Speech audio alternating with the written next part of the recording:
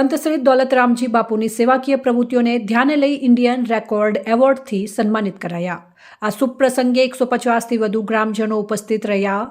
સર્વે સનાતની ભાવિક ભક્તોમાં જોવા મળ્યો અનેરો આનંદ ઉત્સાહ.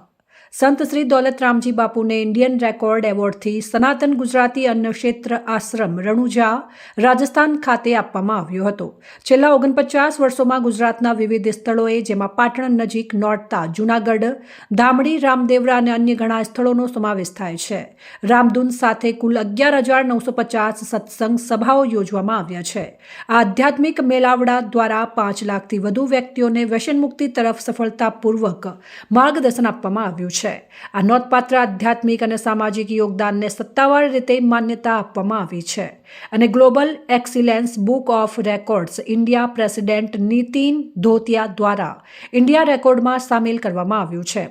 આ શુભ પ્રસંગે 150 કરતાં વધુ ગ્રામજનો હાજર રહ્યા હતા અને સર્વે સનાતની ભાવિ ભક્તોમાં ખૂબ આનંદ અને ઉત્સાહની લાગણી જોવા મળી હતી. ગુજરાતના હરેક ગામડાઓએ રણુજામાં પડતી અગવડતાને દૂર કરી ત્યાં નિઃશુલ્ક રહેવા જમવાની સુવિધા આવનારી પેઢીને મળી રહે તે માટે સૌએ એક શંખનાદ સાથે તનમન-ધનથી સહભાગી બનીશું એવી હૂંફ અને વિશ્વાસ દરેક ગામના સામાજિક અને રાજકારણના આગેવાનો દ્વારા આપ્યો હતો.